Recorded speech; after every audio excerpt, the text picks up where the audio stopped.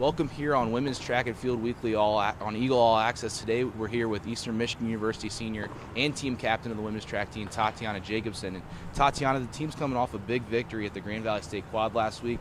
Grand Valley State was defending Division II champions in the indoor and outdoor last year. And talk a little bit about the importance of this win and continue to be undefeated in the scored meets this season. It's a big thing.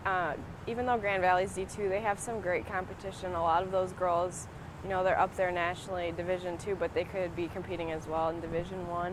Especially for scored meets, it gives us kind of an idea of where we stand within the MAC. Especially this is our last, or that was our last scored meet before MAC. It gives us kind of an idea on what we need to work on still as a team and what's coming together for us. And in the dual meet rankings this year by the Track and Field News magazine, you're ranked number 9 nationally. And are those rankings something you follow?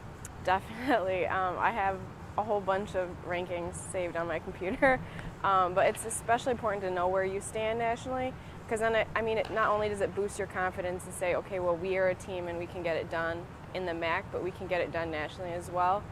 Eastern used to be really well known within the nation for a track program, so going back up top there is pretty cool. And individually this season, you've had 3 wins and also a runner-up finish in the high jump. You almost broke the school record at the season opening Eagle Holiday meet. And are you happy with the way you started off this season, and do you have the school record in mind as you continue the season?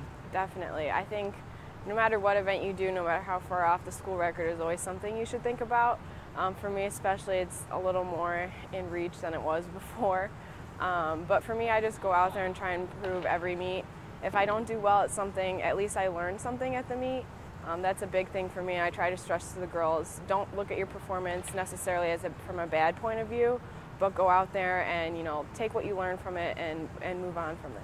And would those be some of those things you consider as one of your team captain duties, talking to those girls, and what other things you do as a team captain for this team? Definitely. I'm a big fan of team camaraderie and like team spirit. I'm always telling the girls, go out and cheer, go out and cheer.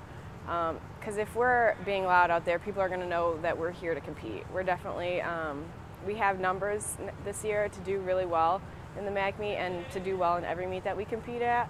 So I stress to the girls, go out and cheer, make us loud. And next up you have the Mayo Invitational at Notre Dame. The Invitational is known for bringing in some great national competition throughout the country. And do you look at this meet as a way to stack up against the other jumpers throughout the country?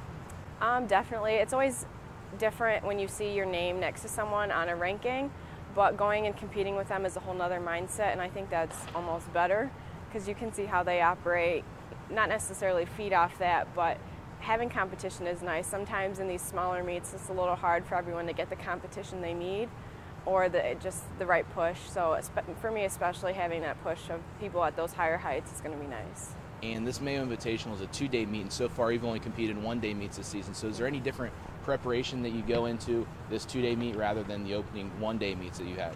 Definitely. For me, not so much, just because it's a 1-day, we just adjust practice according. But for our girls that run multiple events, it's going to be a little different. They're going to have to figure out, okay, prelims are at this time, finals are at this time, but I still have to run tomorrow. So just preparation is key, and cooling down is definitely going to be a big thing that we're going to focus on this meet. Okay, Eastern Michigan will be in action February 1st and 2nd, Friday and Saturday, the Mayo Invitational in Notre Dame. Tatijana, thanks again for joining us on Eagle All Access. Good luck this weekend. Thank you.